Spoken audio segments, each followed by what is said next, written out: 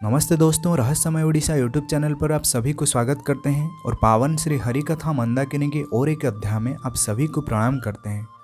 अनंत कोटि विश्व ब्रह्मांड के स्वामी नारायण महाविष्णु कल्कि राम श्री श्री श्री सत्य अनंत माधव की श्री चरण कमल में अनंत कोटि बार दंडवत। भगवान श्री कल्कि नारायण के श्री चरणों में अनंत कोटि बार दंडवत।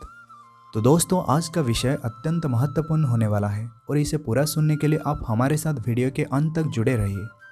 तो दोस्तों, क्या आपको पता है भगवान श्री श्री जगन्नाथ जी के मंदिर से, जिसे मर्त्य वैकुंठ कहा जाता है, वहाँ से इतने सारे अशुभ संकेत क्यों दिखने को मिल रहा है? अगर आपको पता नहीं तो फिर हम आपको बताते हैं। जहाँ पर ब्रह्म का निवास होता है वहाँ पर अशुभ जैसे कोई शब्द ही नहीं होता, लेकिन पावन श्री पुरुषोत्तम क्षेत्र में भगवान श्री दारू ब्रह्म जगन्नाथ के स्वरूप में विद्यमान करते हैं और उनके होते हुए भी इतने सारे अशुभ संकेत, इसके पीछे क्या कारण हो सकता है? ये बात सुनकर शायद आपको बड़ी हैरानी होगी कि वहाँ पर भगवान श्री जगन्नाथ जी साक्षात रूप में तो विराजमान करते हैं, लेकिन उनके अंदर जो ब्रह्म शक्ति है वो अब नहीं है। अब ये सवाल आता है कि वो ब्रह्म है कहाँ पर? वास्तव में वो ब्रह्म अभी मनुष्य शरीर में जन्म ले चुके हैं और उनका नाम है सत्य अनंत माधव, जिसका नाम हम बार बार वीडियो में उच्चारण कर रहे हैं। इसीलिए तो हम जब उनका नाम लेते हैं उनके पीछे महाविष्णु कल्कि राम बोलते हैं। महाविष्णु कल्कि राम सत्य अनंत माधव। भगवान का ऐसा दिव्य और अलौकिक लीला किसी भी युग में नहीं हुआ था जो आने वाले अनंत युग में होगा। समस्त युग में समस्त अवतार भगवान श्री जगन्नाथ जी के शरीर से आते हैं, उनके ब्रह्म से आते हैं और अंत में समस्त कार्यों को खत्म करके फिर उनके ब्रह्म में लीन हो जाते हैं। लेकिन अनंत युग में स्वयं भगवान श्री जगन्नाथ जी का जन्म हुआ है और जिन्हें महाविष्णु भी कहा जाता है। भगवान श्री जगन्नाथ जी अपने आप में ही परिपूर्ण है, यानी वो महारुद्र है, महाकाली है और महाविष्णु भी है। आज मंदिर में इतने सारे अशुभ संकेत दिखने का सिर्फ यही कारण है क्योंकि वहाँ पर भगवान श्री जगन्नाथ जी का प्रतिमा तो है, लेकिन उनके अंदर जो ब्रह्म शक्ति है, जो तेज है, वो अनंत माधव के रूप में आकर मनुष्य शरीर में है। और एक बात हम आपको बताना चाहते हैं कि आने वाले समय में महापुरुष श्री श्री अच्युतानंद जी के धाम पद्मवन में बहुत सारे अशुभ संकेत दिखने को मिलेगा।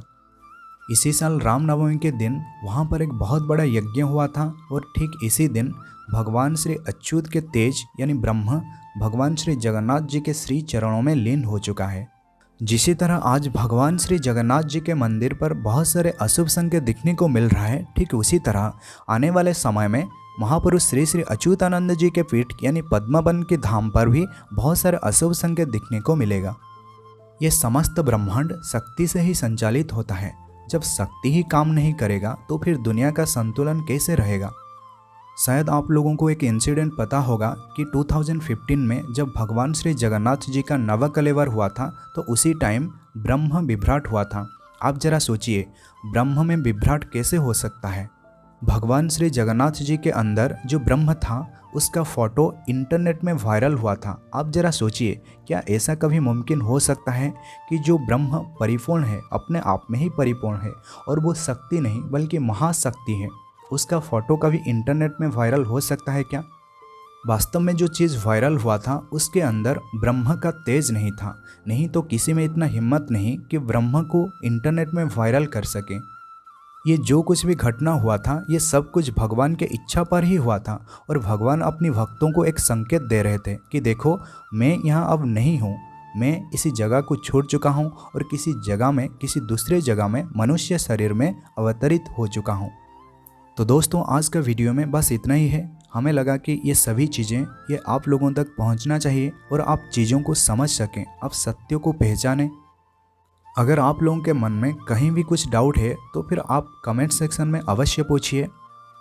तो दोस्तों, भगवान का दिव्य नाम का उच्चारण करके आज का इस वीडियो को यहीं पर समाप्त करते हैं। राम हरे कृष्ण हरे राम हरे कृष्ण हरे राम हरे कृष्ण हरे अनंत माधव हरे। तो दोस्तों, आप सभी को जय जगन्नाथ, जय पंचसखा, जय उड़ीसा, जय भारत।